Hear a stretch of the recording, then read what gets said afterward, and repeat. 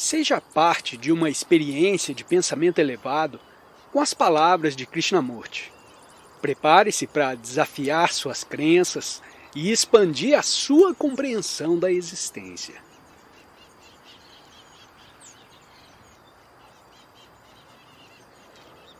Alguma vez você já ficou sentado, muito quieto, de olhos fechados, observando o movimento do seu pensar? Já observou sua mente funcionando? Ou melhor, sua mente já observou a si própria em funcionamento para ver quais são os seus pensamentos, seus sentimentos, como olha para as árvores, para as flores, as aves, as pessoas, como respondem a uma sugestão ou reage a uma ideia nova? Já fez isso alguma vez? Se não, está perdendo muita coisa. Se não sabe como sua mente reage, se sua mente não está consciente de suas próprias atividades, nunca descobrirá o que é a sociedade. Pode ler livros de sociologia, estudar ciências sociais, mas se não sabe como funciona a sua mente, não compreende o que é a sociedade, pois sua mente é parte integrante da sociedade. Ela é a própria sociedade. Suas reações, suas crenças, suas idas ao templo, os trajes que usa, as coisas que faz ou que não faz, o que pensa. A sociedade constituiu-se de tudo isso. É a réplica de tudo o que se passa em sua mente. Sua mente, pois, não está separada da sociedade. Não é distinta de sua cultura, de sua religião, de suas divisões de classe, das ambições e conflitos da humanidade em geral. Tudo isso é a sociedade da qual você é parte integrante. Não existe vocês separado da sociedade. Pois bem, a sociedade está sempre procurando controlar, formar, moldar o pensar dos jovens. Desde o momento em que nascem e começam a receber impressões, seu pai e sua mãe ficam a lhe dizer o que deve e o que não deve fazer, o que deve crer e o que não deve crer. Te dizem que há Deus ou que não há Deus. Porém, somente o Estado, cujo profeta é certo ditador. Desde a infância, tais coisas lhe são inoculadas continuamente e, portanto, a sua mente, ainda muito nova, impressionável, indagadora, curiosa, desejosa de descobrir, vai sendo gradualmente enclausurada, condicionada e moldada para que se ajuste ao padrão de uma determinada sociedade e nunca seja um revolucionário. Uma vez firmado o hábito de pensar segundo um padrão, mesmo quando se revolta, isso acontece dentro do padrão. É revolta semelhante à revolta de presos que reclamam por melhor comida e mais comodidade, mas sempre entre os muros da prisão. Quando busca Deus ou investiga o que é um governo justo, sempre o faz dentro do padrão da sociedade que preceitua que isso é verdadeiro e aquilo é falso, que isso é bom e aquele outro é mau, que esse é o guia verdadeiro e estes são os santos. Sua revolta, pois, tal como a chamada revolução, promovida por homens ambiciosos ou muito hábeis, está sempre limitada pelo passado. Não é revolta, não é revolução, porém só uma atividade mais intensa dentro do padrão. A revolta real, a revolução verdadeira, é aquela que quebra as cadeias do padrão para investigar fora dele. Deve saber que todos os reformadores, não importa quem sejam eles, só se interessam em melhorar as condições internas da prisão. Nunca te dizem que não se ajuste, Nunca te dizem: rompa as muralhas da tradição e da autoridade, sacode o condicionamento que te aprisiona a mente. E a verdadeira educação é não apenas exigir que passe em exames, para os quais se prepara apressadamente ou que escreva sobre algo que aprendeu de cor, porém sim te ajudar a perceber os muros da prisão em sua mente que está cativa. A sociedade influencia todos nós, nos moldando constantemente o pensar. E essa pressão externa da sociedade se traduz gradualmente no seu estado interior. Mas, por mais profundamente que penetre, ela será sempre externa, e não haverá coisa que se possa chamar estado interior enquanto não for rompido esse condicionamento. Deve saber o que está pensando e se está pensando como hinduísta, como muçulmano ou como cristão. Isso é, conforme a religião a que por acaso pertence. Deve estar cônscio do que crê ou não crê. Tudo isso constitui o padrão da sociedade. E a não ser que esteja cônscio do padrão e dele se liberte, continuará prisioneiro, embora pense ser livre. Mas veja, o que interessa a quase todos nós é a revolta dentro da prisão. Queremos comida melhor, um pouco mais de luz, uma janela mais larga, para podermos ver um pedaço maior do céu. E muito nos importa saber se o outcast pode ou não pode entrar no templo. Desejamos eliminar determinada casta e no próprio ato de eliminá-la, criamos outra, uma casta superior. E assim continuamos prisioneiros e nunca há libertação da prisão. A liberdade está fora dos muros, fora do padrão da sociedade. Mas para ficar livre desse padrão, tem de compreender todo o seu conteúdo. Ou seja, compreender sua própria mente. Foi a mente que criou a atual civilização, essa cultura ou sociedade vinculada à tradição. E se não compreende sua própria mente e apenas se revolta como comunista, socialista e etc., isso pouco significa. Por essa razão, muito importa ter o autoconhecimento, estar consciente de todas as suas atividades, de seus pensamentos e sentimentos. Isso é educação, não é? Porque quando está plenamente consciente de você mesmo, sua mente se torna muito sensível e muito vigilante. Experimente isso. Não num certo dia longínquo do futuro, porém amanhã ou agora mesmo. Se há muita gente em sua casa, trate de sair a sós, para se sentar debaixo de uma árvore ou à beira do rio e observar sossegadamente como funciona a sua mente. Não a corrija dizendo isso é certo, aquilo é errado, simplesmente a observe. Como quem assiste a um filme.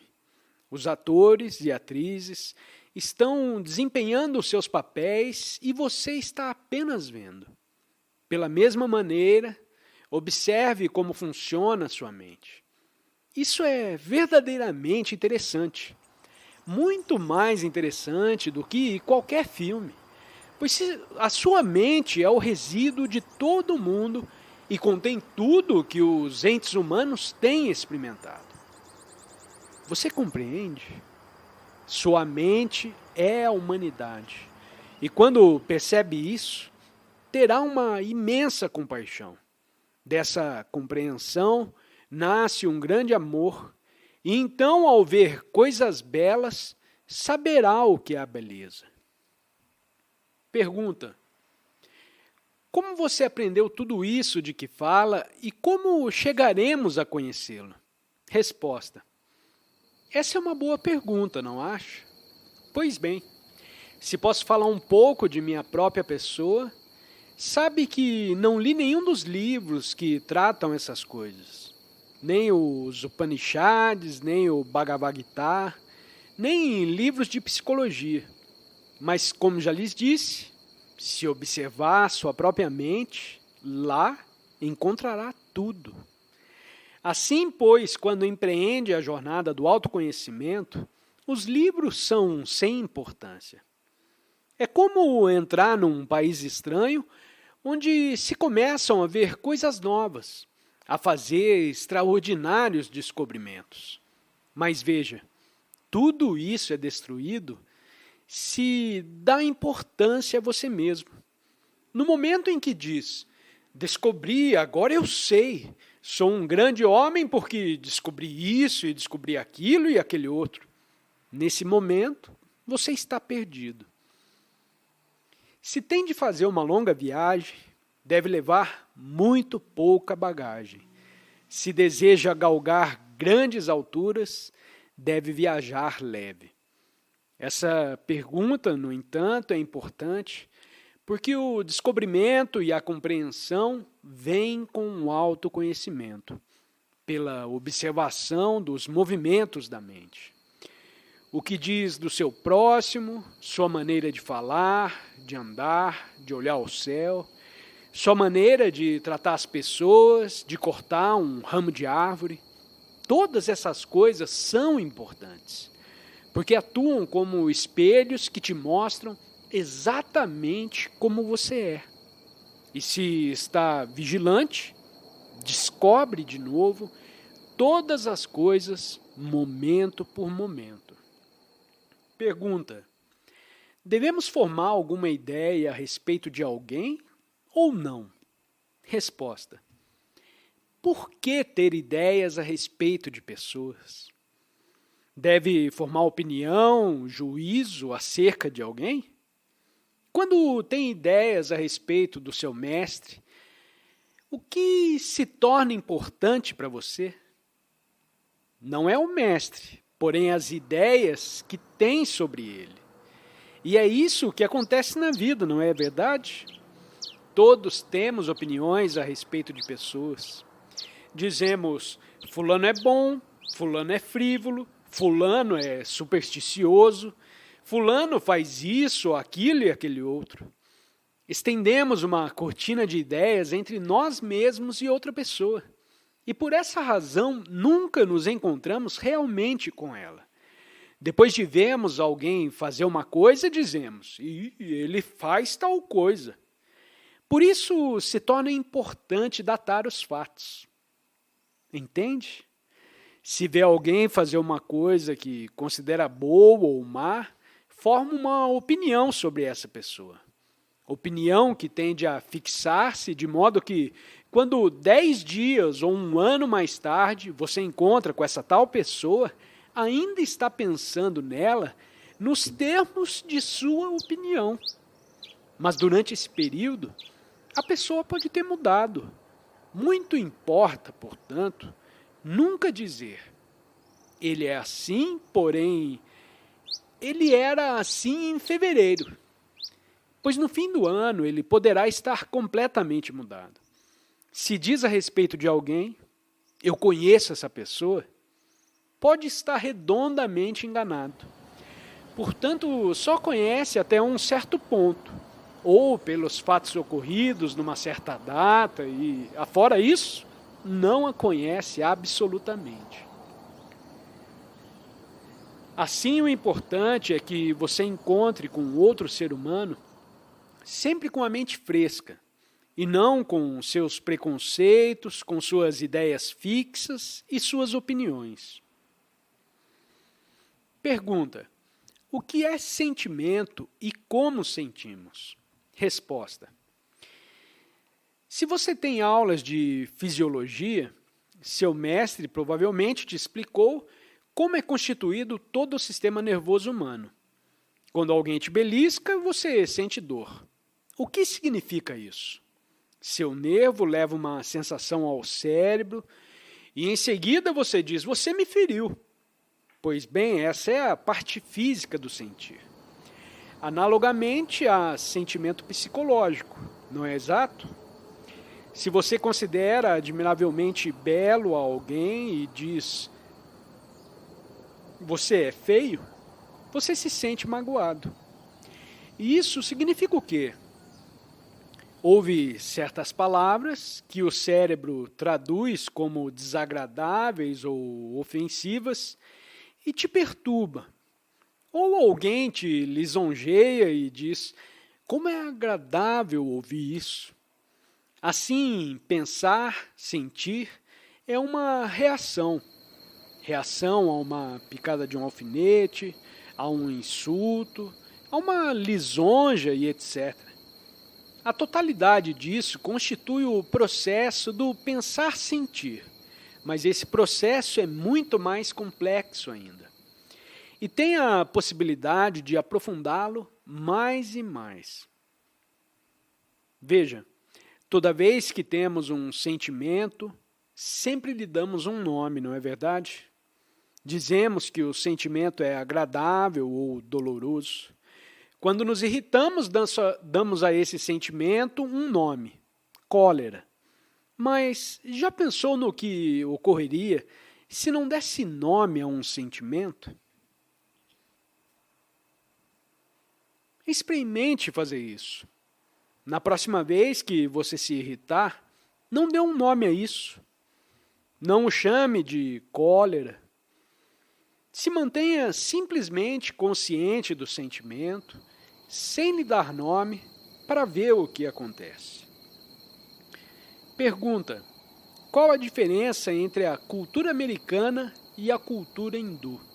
Resposta: ao falarmos de cultura americana, temos em mente, em geral, a cultura europeia transplantada na América. Cultura que, com o tempo, se modificou e ampliou no encontro com novas fronteiras físicas e mentais. E o que é a cultura hindu? Qual a cultura que vocês têm aqui? O que você entende pela palavra cultura? Se já praticou jardinagem, sabe como se cultiva e prepara a terra. Cava-se o solo, remove-se as pedras e necessário lhe acrescenta algum composto, uma mistura de folhas, capim, estrume e outras matérias orgânicas decompostas para fertilizar o solo. E então se planta. O solo fértil dá nutrição à planta e esta gradualmente produz aquela coisa maravilhosa e encantadora que se chama uma rosa. Pois bem, a cultura hindu é semelhante. Milhões de pessoas a produziram com suas lutas, sua vontade pelo desejar isto e resistir àquilo, pelo constante pensar, sofrer, temer, evitar, fruir. Também o clima, as roupas, o alimento tiveram sua influência. Temos, pois, aqui um solo extraordinário, a mente. E antes de estar ela completamente moldada, houve uns poucos indivíduos cheios de vitalidade e força criadora que explodiram por toda a Ásia.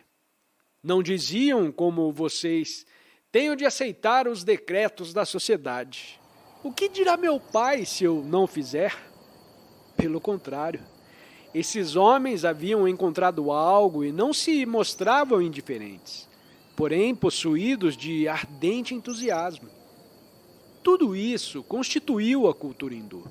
O que pensa, os alimentos que toma, os trajes que veste, suas maneiras, suas tradições, o seu falar, suas pinturas e estátuas, seus deuses e sacerdotes e livros sagrados. Tudo isso é cultura hindu. Assim, a cultura hindu é um tanto diferente da cultura europeia, mas abaixo da superfície, o movimento é o mesmo. Esse movimento poderá expressar-se diferentemente na América, pois lá as necessidades diferem. Há menos tradições, mais confortos e etc. Mas abaixo da superfície, o movimento é o mesmo. Achar felicidade, descobrir o que é Deus, o que é a verdade. E quando esse movimento se detém, a cultura declina, como aconteceu nesse país. Quando esse movimento é embargado pela autoridade, pela tradição, pelo medo, há declínio e deterioração. O impulso para descobrir o que é a verdade, o que é Deus, é o único impulso real. E todos os outros impulsos são subsidiários. Quando jogamos uma pedra na água tranquila, formam-se ciclos crescentes. Esses ciclos crescentes são os movimentos subsidiários às reações sociais. Mas o movimento real está no centro. O movimento para achar a felicidade, Deus, a verdade. E nada disso achará enquanto estiver embargado pelo medo. No momento em que surge a ameaça e o medo, declina a cultura. Eis porque tanto importa que, enquanto está jovem, não se deixe condicionar. Não se deixe tolher pelo medo a seus pais, a sociedade, de modo em que você haja aquele movimento atemporal para o descobrimento da verdade. Os homens que investigam o que é a verdade, o que é Deus, só esses homens podem criar uma nova civilização, uma nova cultura, e não aqueles que se submetem ou se revoltam apenas dentro da prisão do velho condicionamento. Pode pôr as vestes de um asceta, ingressar nessa ou naquela sociedade, abandonar uma religião por outra, tentar de várias maneiras ser livre, mas se não houver dentro, em você, aquele movimento para descobrir o que é real, o que é a verdade, seus esforços serão sem significado. Pode ser muito ilustrado e fazer as coisas que a sociedade chama boas, mas tudo isso está dentro da prisão da tradição e, portanto, não tem nenhum valor revolucionário. Pergunta: o que pensa dos hindus? Resposta: essa é realmente uma pergunta inocente, não acha? Ver os fatos sem dar opinião é uma coisa, mas ter opinião a respeito dos fatos é coisa muito diferente. Uma coisa é ver simplesmente o fato. Todo um povo dominado pela superstição e o medo, e uma coisa diferente é ver esse fato e condená-lo.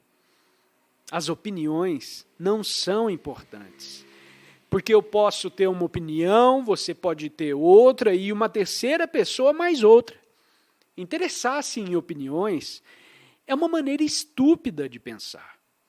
O importante é ver os fatos como são, sem formar opinião, sem julgar, sem comparar. Sentir a beleza sem opinião é a única percepção real da beleza. Analogamente, se puder ver o povo da Índia exatamente como é, vê-lo claramente, sem opiniões fixas, sem julgá-lo, então o que ver será o real. Os hindus têm certas maneiras, certos costumes peculiares, mas fundamentalmente são como qualquer outro povo. Têm tédio, são cruéis, são medrosos, revoltam-se dentro dos muros da prisão da sociedade, exatamente como acontece em todos os demais lugares. Como os americanos, também querem conforto, só que presentemente não têm no mesmo grau. Possuem uma pesada tradição de renúncia ao mundo e de esforço para ser virtuoso, mas têm também ambições profundamente arraigadas, hipocrisia, avidez, inveja, e estão fragmentados pelas castas, como estão os entes humanos em toda a parte, só que aqui de maneira muito mais brutal. Pode-se observar mais claramente aqui na Índia o fenômeno que está ocorrendo no mundo. Queremos ser amados, mas não sabemos o que é amor. Somos infelizes, sequiosos de algo real, e recorremos aos livros, aos Upanishads, ao Gita ou à Bíblia, e vivemos perdidos num matagal de palavras e de especulações, seja aqui, seja na Rússia, seja na América. A mente humana é semelhante, só que se expressa de diferentes maneiras, sob céus diferentes e diferentes governos.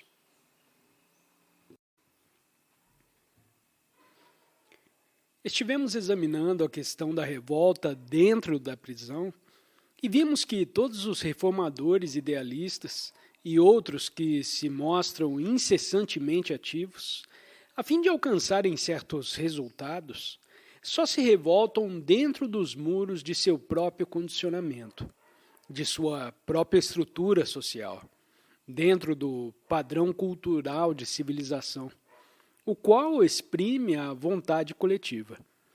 Penso que seria bastante proveitoso examinar agora o que é confiança e como ela nasce. Com a iniciativa vem a confiança, mas toda iniciativa dentro do padrão só produz presunção, que é coisa muito diferente da confiança, em que não existe eu. Você sabe o que significa ter confiança? Se faz uma coisa com suas próprias mãos, se planta uma árvore e a vê crescer, se pinta um quadro ou escreve uma poesia, ou, quando mais velho, constrói uma ponte ou desempenha à perfeição um certo cargo administrativo, isso te dá a confiança de ser capaz de fazer algo. Mas, veja, a confiança, como atualmente a conhecemos, está sempre dentro da prisão que a sociedade construiu ao redor de nós. A iniciativa dentro da prisão cria com efeito uma certa confiança, porque você se sente capaz de fazer coisas. Desenhar uma flor, ser um bom médico, um excelente cientista e etc. Mas esse sentimento de confiança que vem com a capacidade de ser bem-sucedido dentro da estrutura social, ou a capacidade de fazer reformas, melhorar a iluminação, decorar o interior da prisão, essa confiança é, em verdade, presunção.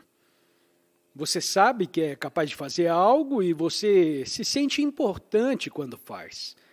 Mas se ao contrário, pela investigação, pela compreensão, você se liberta da estrutura social, de que é parte integrante, vem uma confiança de espécie totalmente diferente, na qual não há sentimento da própria importância. E compreender a diferença entre as duas, a presunção e a confiança livre do eu, penso que isso será altamente significativo em nossa vida. Quando joga com maestria um certo jogo, por exemplo, cricket, futebol, tem um certo sentimento de confiança, não é exato? Isso te dá a convicção de que é um bom jogador. Se resolve com rapidez problemas matemáticos, isso também cria um sentimento de confiança em você mesmo. Quando a confiança provém de ação exercida dentro da estrutura social, é sempre acompanhada de uma estranha arrogância, não é verdade? A confiança do homem que sabe fazer coisas, que é capaz de alcançar resultados, traz sempre o colorido dessa arrogância do eu, desse sentimento que nos faz dizer, só eu faço isso. Assim, no próprio ato de conquistar um resultado, de promover uma reforma social no interior da prisão, há essa arrogância do eu, o sentimento de que eu tive êxito, meu ideal é importante, meu grupo venceu. Essa consciência de eu e de meu acompanha sempre a confiança que se expressa dentro do padrão social. Você já notou como são arrogantes os idealistas? os líderes políticos que logram certos resultados, que realizam grandes reformas. Já não notou como são presunçosos, cheios de vento com seus ideais e suas realizações? Em sua própria estimativa, são muito importantes. Leia uns poucos discursos políticos, observe alguns desses que se intitulam reformadores e verá que no próprio processo de reformação, eles estão cultivando o próprio ego. Suas reformas, por mais simples que sejam, estão sempre dentro da prisão e, portanto, são destrutivas e causam, finalmente, mais aflição e mais conflito ao homem. Agora, se puder penetrar essa estrutura social, o padrão cultural da vontade coletiva, que chamamos civilização, se puder compreendê-la totalmente e dela se libertar, rompendo os muros da prisão de sua particular sociedade, verá então surgir uma confiança não contaminada do sentimento de arrogância. Essa é a confiança da inocência.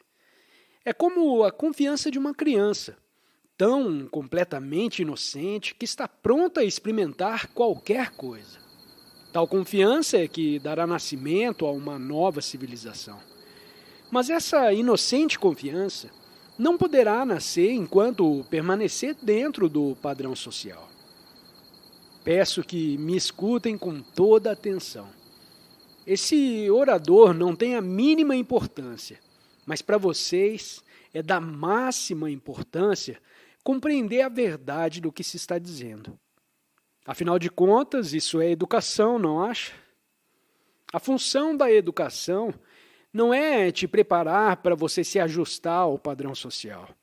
Pelo contrário, sua função é te ajudar a compreender completa, profunda e plenamente o padrão social a fim de poder se libertar dele e ser um indivíduo sem aquela arrogância do ego.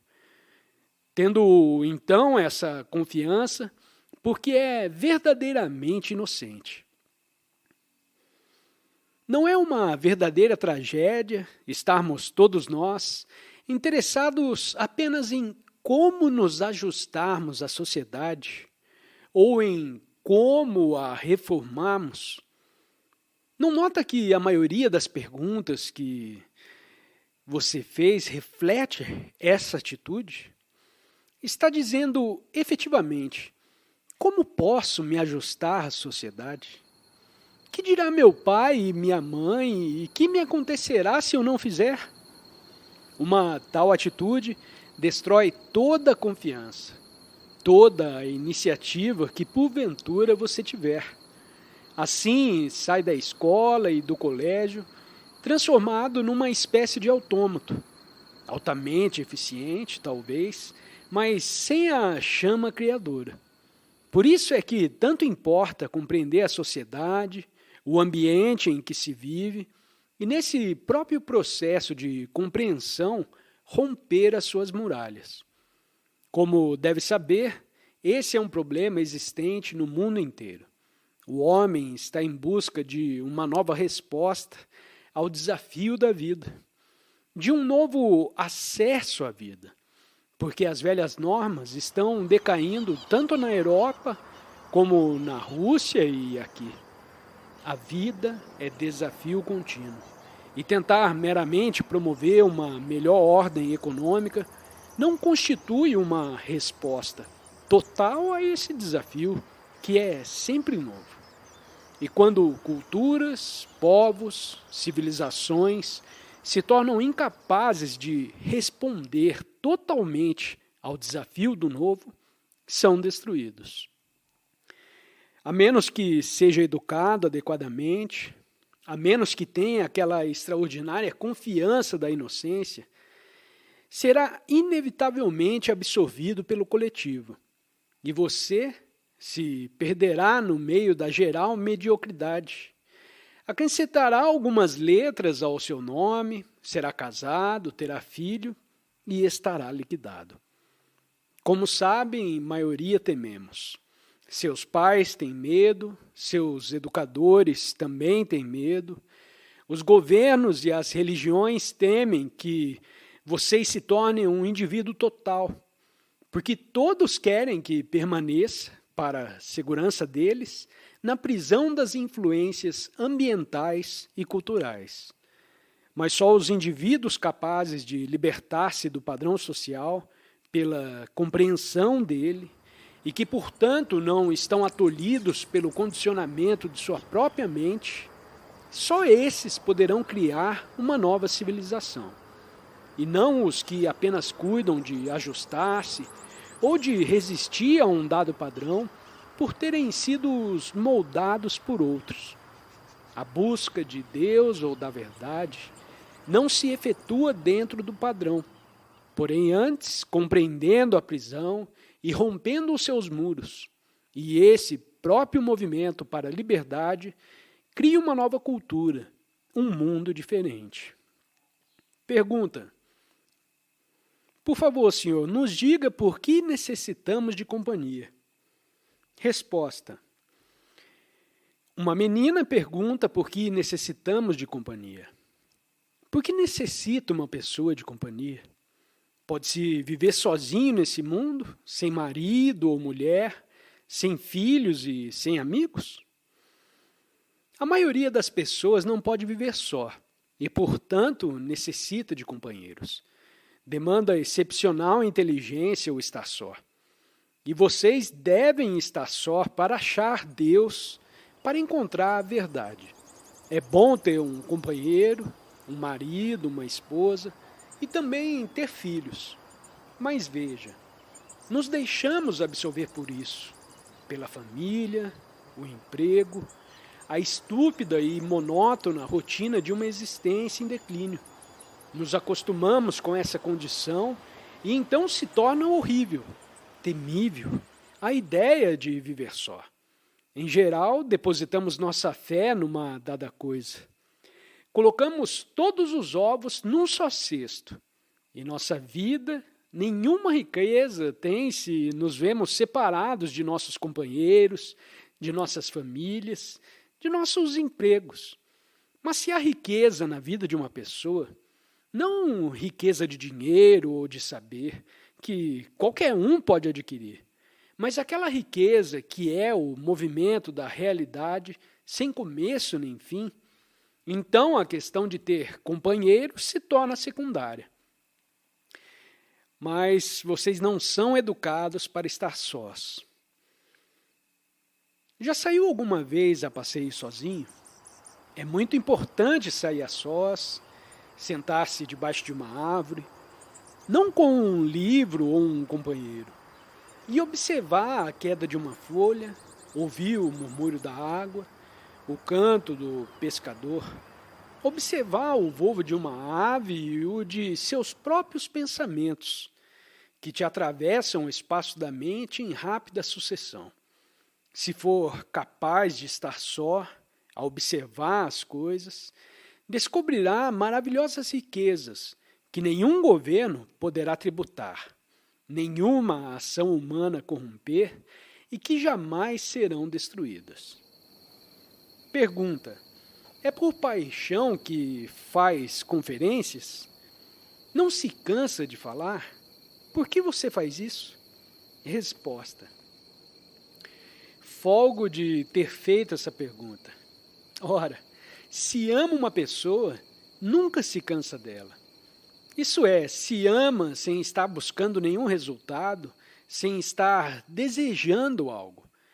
Quando ama uma pessoa, não há auto-preenchimento e, portanto, nunca há desapontamento, nunca há fim. Por que estou fazendo isso? Isso é o mesmo que perguntar por que a roseira dá rosas, por que o jasmim dá perfume ou por que a ave voa. Veja, eu já experimentei não falar, para ver o que acontece se não falo. Isso também dá certo, entende? Se fala porque com isso ganha mais alguma coisa, dinheiro, recompensa, sentimento da própria importância, então há cansaço.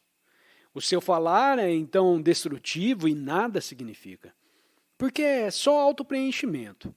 Mas se há amor em seu coração, e seu coração não está repleto das coisas da mente, ele é então como uma fonte, uma nascente de onde brota eternamente água fresca. Pergunta: quando ama alguém e essa pessoa se irrita, por que é tão intensa sua cólera? Resposta: em primeiro lugar, você ama alguém? Você sabe o que é amar? É dar completamente sua mente, seu coração, todo o seu ser, sem pedir retribuição, sem estender a mão para pedir amor. Compreende? Quando existe essa espécie de amor, pode haver cólera? E por que nos encolerizamos ao amarmos alguém, com isso que ordinariamente chamamos amor? É porque não estamos obtendo o que esperamos dessa pessoa, não é? Amo minha esposa ou meu marido, meu filho ou filha, mas no momento em que fazem algo errado, eu me encolerizo. Por quê? Porque se zanga o pai com o filho ou a filha? Porque quer que o filho seja ou faça alguma coisa que se ajuste a um certo padrão e o filho se insurge. Os pais procuram preencher-se, imortalizar-se em seus bens materiais, em seus filhos, e quando o filho faz algo que desaprovam, irritam-se violentamente. Tem um ideal de que o filho deve ser, e com esse ideal estão preenchendo a si próprios. Por isso se zangam quando o filho não se adapta ao padrão que representa o próprio preenchimento deles. Já notou o quanto você se zanga às vezes com um dos seus amigos? É o mesmo processo que se está verificando. Está esperando alguma coisa dele, e quando essa expectativa não se preenche, você se sente desapontado. E isso, com efeito, significa que interiormente, psicologicamente, está dependendo dessa pessoa. Assim, sempre que há dependência psicológica, tende a haver frustração. E a frustração, inevitavelmente, gera a cólera, o azedume, o ciúme e várias outras formas de conflito. Por isso, muito importante, enquanto está jovem, amar com todo o seu ser. Uma árvore, um animal, o seu mestre, o seu pai.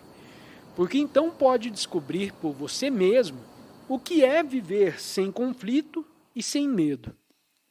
Mas veja, o educador, em geral, está interessado em si próprio, em seus problemas pessoais, domésticos, econômicos, profissionais. Não tem amor no coração. E esse é um dos problemas da educação.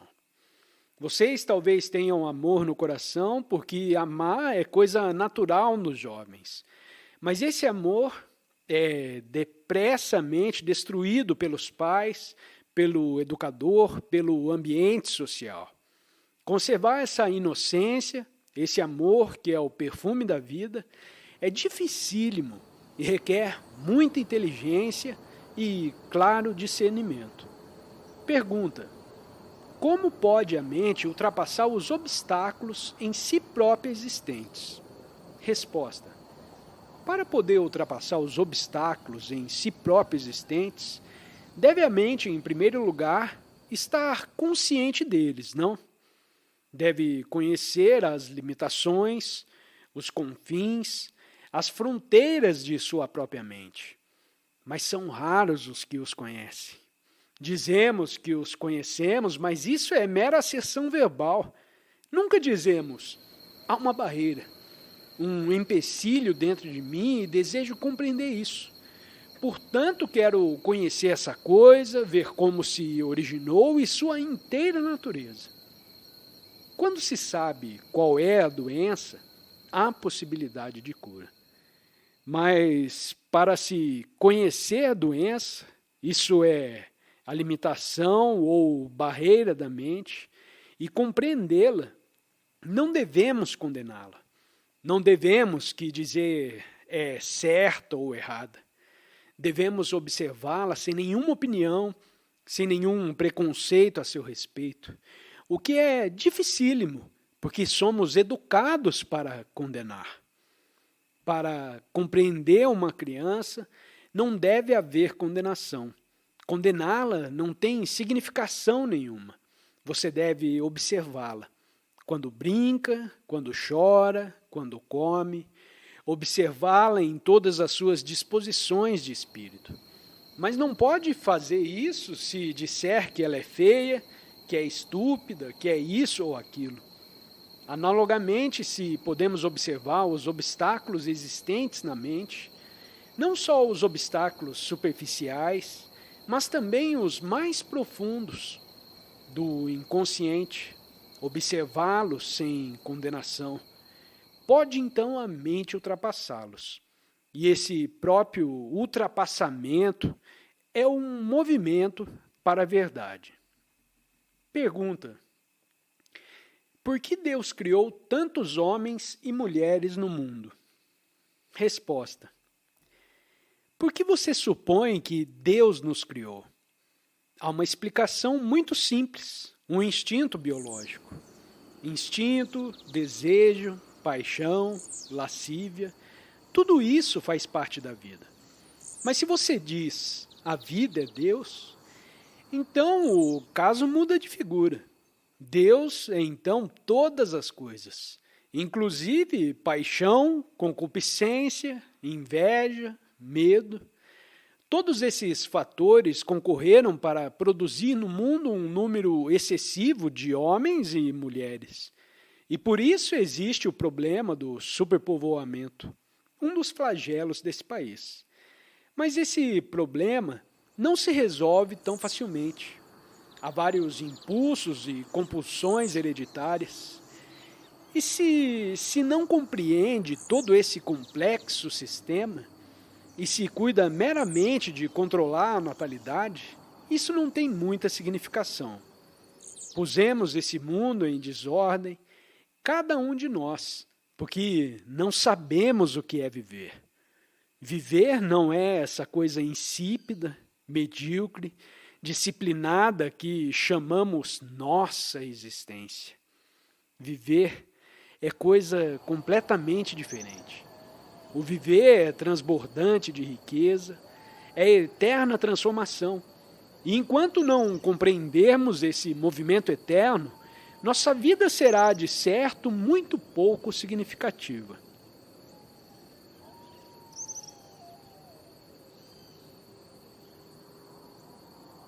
Agradecemos por sua presença nessa exploração da sabedoria com Krishnamurti. Se você está ansioso por mais descobertas, confira os vídeos que estão sendo sugeridos na sua tela. Desafie a sua mente a absorver mais conhecimento.